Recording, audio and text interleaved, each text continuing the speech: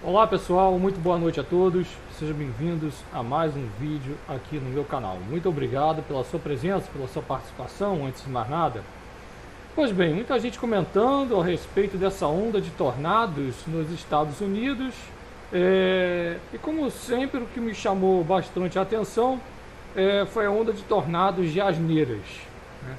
Mas, por causa disso, eu vim aqui informar com dados extremamente precisos a respeito do que realmente aconteceu, né, do que aconteceu, e já de antemão lamentando, solidarizo com o pessoal lá de toda a região que foi atingido por essa onda de tornados, né?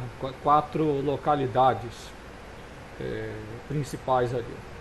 Mas enfim, vamos lá, vamos juntos aqui entender um pouquinho a respeito. Bom, como vocês podem ver aí, que alguns estão usando esse gráfico abaixo do NOAA como evidência de que a queima de combustíveis fósseis é que está sempre causando ou alterando o clima, né, colocando ele mais severo. Vocês podem reparar aqui que ele é de 1950 a 2021, sendo aqui as duas barrinhas em vermelho, preliminary, né? Ou seja, dados preliminares, e guardem esse início da apresentação aqui, guardem, tá? De janeiro, novembro, o S tornados, né? Tornados. Por quê? A NOAA sabe que o gráfico apresenta falhas devido a mudanças na forma como os tornados são detectados e registrados. Então, o NOAA ajusta, né, a contagem de dados para um aumento. Ela infla esses dados. Aqui vocês podem reparar em negrito aqui 2021, tá? E assim vai. E assim vai aqui com os outros dados apresentados, né? Aqui sempre na parte de dezembro, tá? Então vocês podem ver aqui que ela infla esses dados são ajustados, e vocês vão entender esse início aqui. Vamos lá. Então, aqui a base justamente de 2007, tá?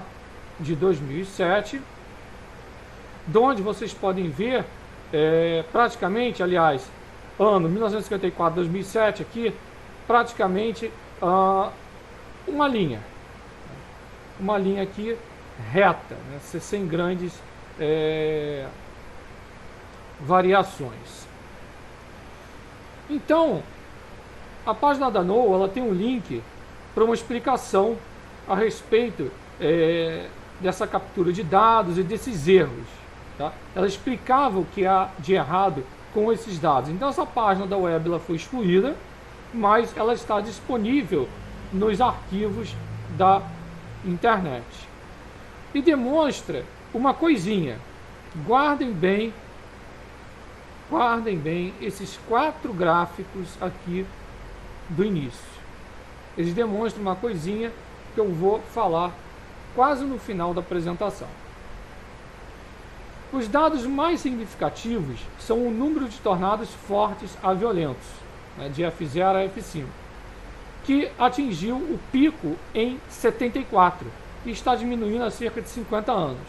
Então é muito menos provável que um tornado violento tivesse passado despercebido. Então esse gráfico ele também foi excluído pela NOAA, mas continua em arquivo. Então o pessoal aí que tem isso em arquivo vai notar claramente o pico em 74.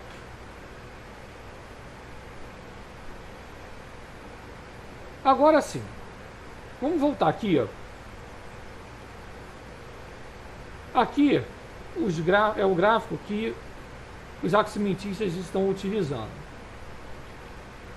Quando a gente sobrepõe os tornados violentos em azul, no topo da tendência, NOAA, de todos os tornados, mostra a divergência. Justamente aqui com essa parte. Mostra a divergência de dados. E por que isso ocorre? O que está por detrás disso? Calma, alto lá. Vamos entender outras coisas que estão ligadas a isso, inclusive a causa, né, o que ocasionou essa onda de tornados, para aí sim nós entendermos aqui juntos o porquê que eu estou enfatizando demais para vocês prestarem atenção nesse gráfico, nesse e nesse aqui. Tá? Lembrando que 3 anos atrás foi o primeiro ano sem tornados violentos, né, que no caso foi 2018. Inclusive, o Washington Post, que adora o aximentismo, colocou os dados a respeito disso. Mas também tiveram a audácia de culpar as mudanças climáticas. Né? As mudanças climáticas é igual aquele produto, né? Tem 1001 utilidades. Aqui também, né? Sendo que aqui já passando para os hurricanes, né? No caso os furacões, aquela grande tempo ficou sem furacões. Mas enfim, isso é só para demonstrar. Mas o que ocasionou realmente essa onda de tornados? Nessa área, né, que ocorreu, ela é apelidada de Tornado Halley, né, o beco do tornado. Então, o ar frio e seco que vem do sul do Canadá costuma se deparar com ar quente e úmido que se desloca para o norte a partir do Golfo do México. Então, esse encontro ele cria essa instabilidade atmosférica que pode, por sua vez, tornar as violentas colunas de ar, formar essas violentas colunas de ar que caracterizam os tornados. Então, a maior parte deles são observados nessa região e, realmente, grande parte acontece entre maio e junho. Aí outro fator que realmente chamou por episódio que ocorreu na sexta-feira, né, que é menos comum esses eventos ocorrerem em dezembro, durante o inverno. Ou seja, menos comum, mas não impossível. É o que eu digo. Então, um dos elementos que vem sendo apontados entre as possíveis razões para a formação de tantos e violentos tornados é a temperatura tipicamente quente observada em parte do país na véspera, como vocês podem ver na imagem abaixo, bastante acima das médias de dezembro. Então, em Memphis, no Tennessee, conforme o serviço meteorológico do periódico americano, os termômetros chegaram a marcar cerca de 79 graus Fahrenheit, né? Ou 26 graus Celsius, quase 15 graus Celsius a mais do que a média para o período, e um forte sistema de baixa pressão que emergiu das grandes planícies do norte e foi se intensificando quando uma corrente de jato polar mergulhou na área central do país, se deparando pelo caminho com a massa de ar quente. Então, o encontro de massa de ar quente com massa de ar frio gera o quê? Tempestade. Vocês sabem disso.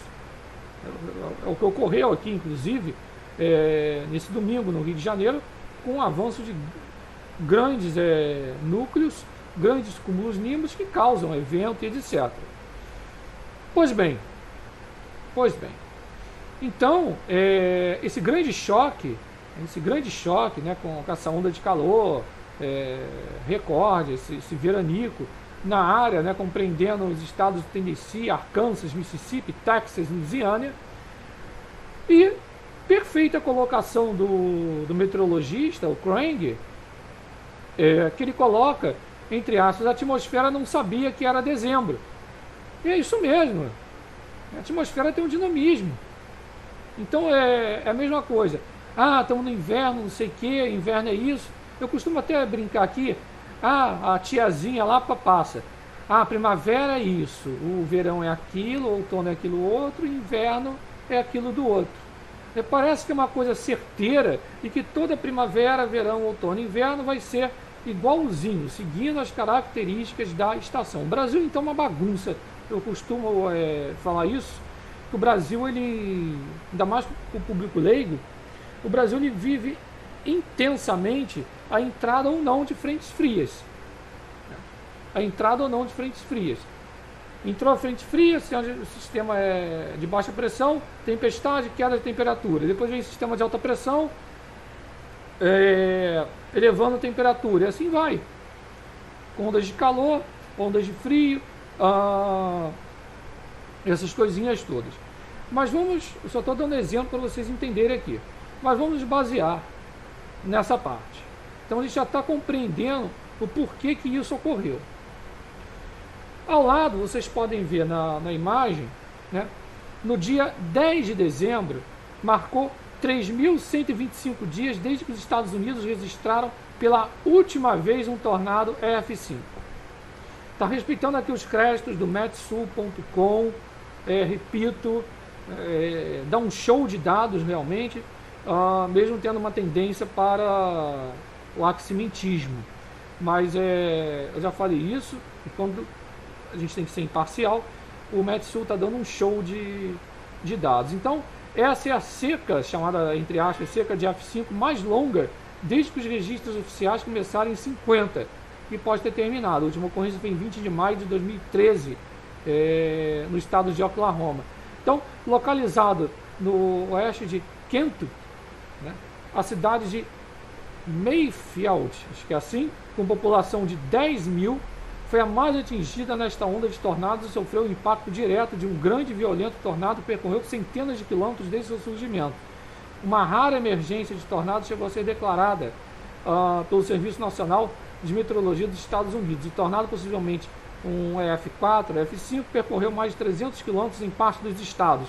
Aí sim, onda de tornados, por quê? Porque ele percorreu o Arkansas, Missouri, Tennessee e Kentucky, causando danos extremos. Uma vez confirmada a trajetória dos relatórios oficiais, pode se tornar o tornado a percorrer maior distância até hoje nos Estados Unidos e o primeiro a atingir 4 estados, né? Aí chama de Quad State, superando o True State tornado de 1925. Ou seja, nós já tivemos, na base de comparação, na base, pegando a comparatividade, nós já tivemos evento similar ao que aconteceu agora.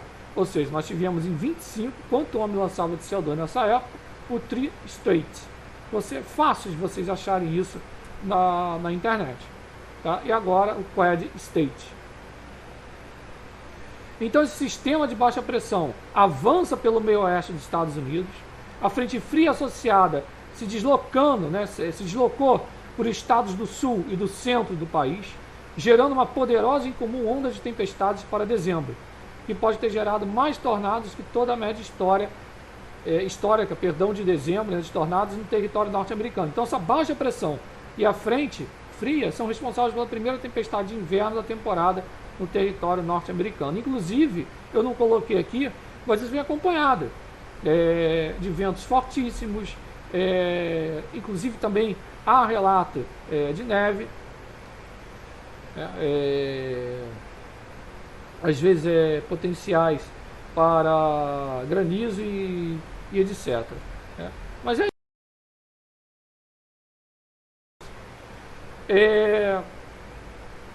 uma coisa também a ser citada, que uma linha de tendência adequada a um número de tornados fortes a violentos nos Estados Unidos caiu de 60 em 54 para 30 em 2018. Então, em outras palavras, o número de tornados mais prejudiciais foi, em média, reduzido em metade desde que as estatísticas dos Estados Unidos começaram a ser compiladas, conforme vocês podem ver na imagem. Agora, eu falei para vocês guardarem o início da apresentação. Lembra? Da base de dados aqui? Pois é. Eu cheguei onde eu queria.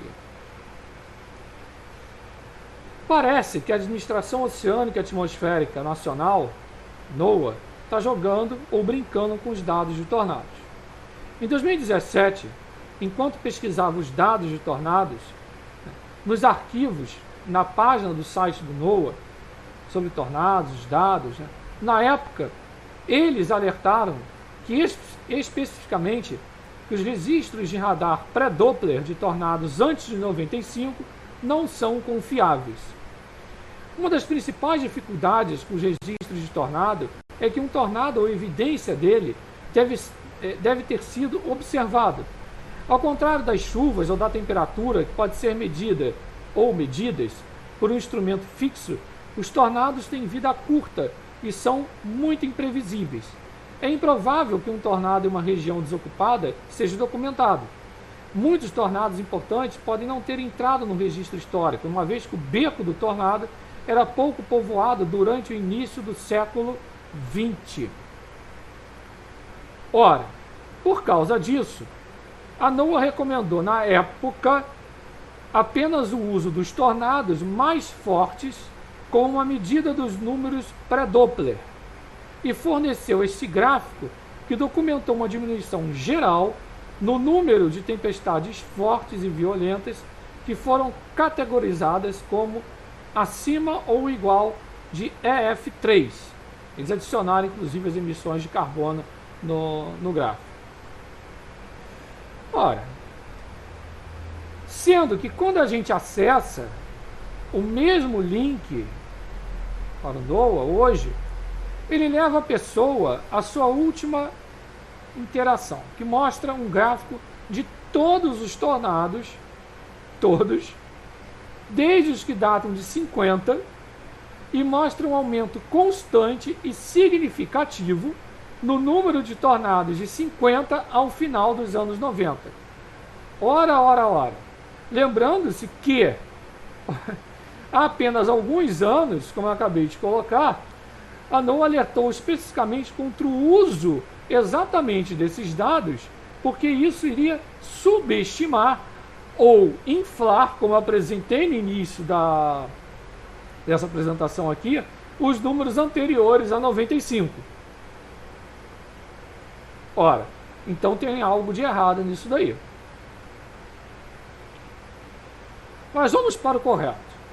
Os dados atualizados sobre tornados até 2020 estão disponíveis em ustornadoes.com e mostram por que usar dados pré-Doppler é enganoso.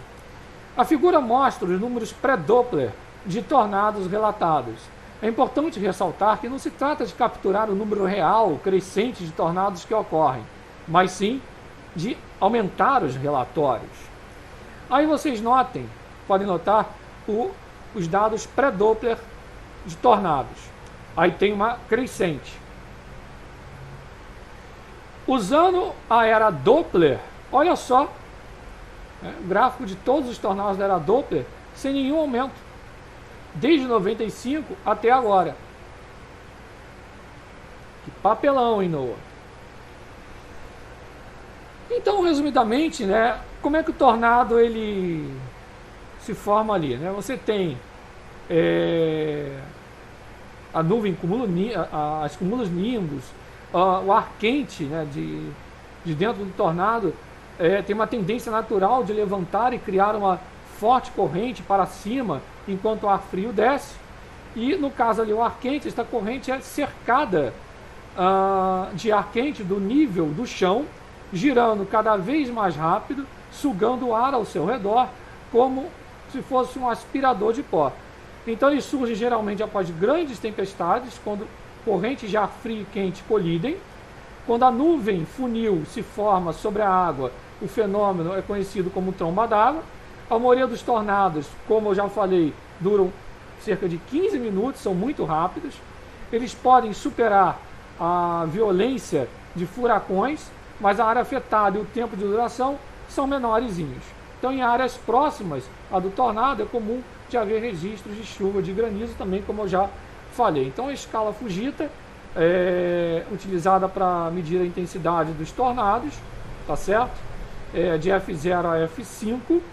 Então, vocês podem reparar aí que o pessoal lá sofreu com ventos de 332 a 512 km por hora, tá? Ali fala de Santa Catarina, Brasil, mas os dados aí eles se encaixam didaticamente para o que ocorreu lá nas localidades. Mas tudo isso levanta uma questão muito importante, né? Por que uma agência governamental promoveria esses dados com falhas? A resposta é simples. Entre aspas, confirma sua noção preconcebida de aumento do tempo severo e fornece suporte para alegações alarmantes de morte e destruição cada vez maiores. Tá? É isso, gente.